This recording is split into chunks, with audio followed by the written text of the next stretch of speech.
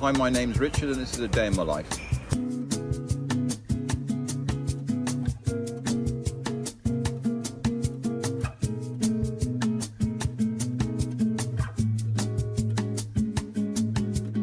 Yeah, hi, I'm Richard Symes. I've just finished in the gym at the YMCA in Romford.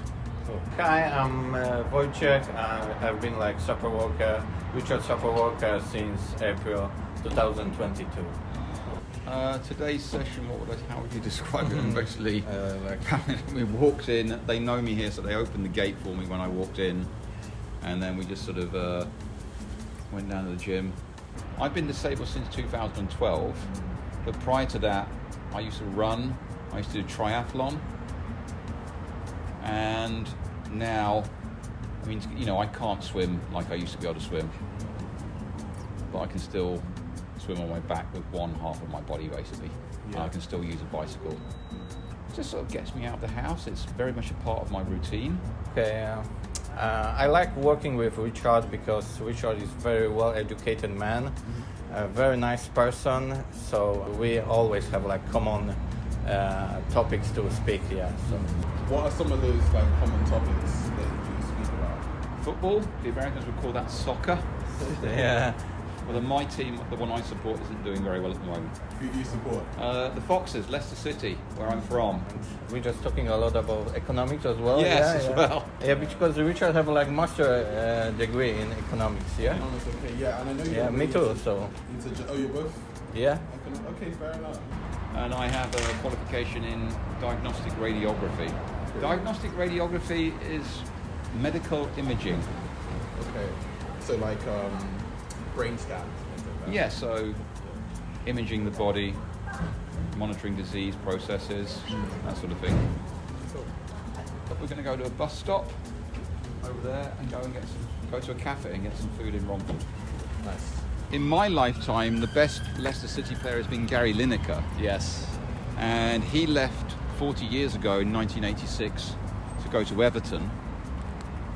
But, you know, to be fair to him, he was brilliant, and he's the sort of man you need as a centre forward. I mean, he played at Barcelona. He did. So, you know.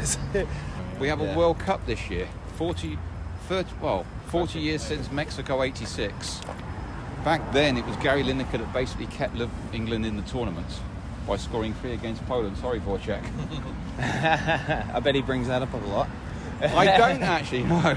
There's a lot of Liverpool fans in Australia because of Johnson back in the 80s. He was the first kind of famous Australian player to make it at the top level. So The boots, Yeah. I've seen him play. So you remember Dudek? Yeah, of course I do. Oh, mate, the wobbly legs in the middle of the Champions League final. Yeah. They weren't even making that much money back in the 80s, you know what I mean? Like, It's very different now. Completely. Yeah. My grandfather played for Leicester City. Oh, wow. That's incredible. In 1946. Wow, just after the war and all. Yep. I'm lucky in that, so I've had 2 strokes, the big one 2012, but I can still talk a lot, and importantly I can still walk, albeit with a stick, and so I can still access public transport. Now what I will do is, if I can, I will sit where I'm sitting now, in the middle where the exit door is, so I can just quick exit out without having to sort of get through passengers. I'm also able to ask the driver to wait while I sit down, which a lot of people can't do. So how do you typically find like using public transport? Generally, how does I sort of manage, but it can be it's challenging sometimes. You have to kind of check routes and stuff like that. What is the difference between going out on public transport by yourself and then with Wojciech? Wojciech's very good in that Wojciech really understands how distracted I get. So constant distraction, but to a comedy sort of level. So today I had a plan. In fact, Wojciech, how would you describe today? Was I reasonably ready when you arrived? Yeah, it was quite ready. Yeah. It was quite ready today. Yeah. In my case, a lot of my disability is hidden. So the only outward sign there is this stick, and that is it. And to be honest, a lot of people have sticks these days. You said a lot of your disability is hidden. Very much so, yeah. This is my big problem. It's the hidden disability. Do you feel like you have to like almost advocate for your disability in a sense? I would say probably not. I mean, I think another good thing with it, when I came out, so I spent most of 2012 in hospital, and when I came out in August, it was when the Paralympics were on, and so there were a lot of people, particularly in London, were very much sort of disability aware, if you see what I mean. So it was actually quite a good time to be disabled, if there's ever a good time, to be quite honest. And I was in a wheelchair at the beginning as well, and I mean, even these buses, they're well designed. Say typically, like, outside of buses, like, the environment is well accustomed for people with disabilities like yours? Not everywhere, no, because a lot of adaptations are retrofitted. Yeah. So it's literally kind of, I mean, I will stay in hotels and all things, so has a disabled person actually been in here, ever? Modern buildings, to be fair, are much, much better. But I can just tell buildings when they've been. I'll go into one and I'll just think, yeah, that ramp's 45 degrees. You've done it so many times. I have done it lots of times. I mean, doing one thing, so I do this is called circumduction, the heavy limb. So I would say stand a good half a metre away from me. Okay. Circumduction, it means it moves in a circle. Okay. Right, so what happens with me, the way I walk is what's called hip hitching.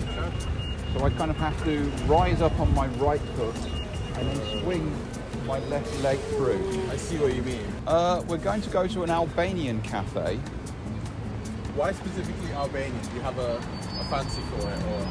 I like Albanian food. It's very, very similar to Turkish, I think, by virtue of where the country is. Yeah. They were both under Ottoman rule. That's right. This is a birek, and a traditional, would you call this Albanian or Ottoman?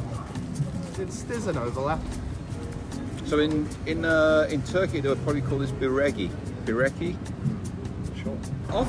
Sometimes I will come here and I will have what's this one? The potato. What do they call it? You remember the potato stew? Yeah, what do they call this one? The turli or something like that? Turli, yeah. Turli, yes. Turli, yes. Yeah. It's very traditional, yeah. Yes. This Albanian food.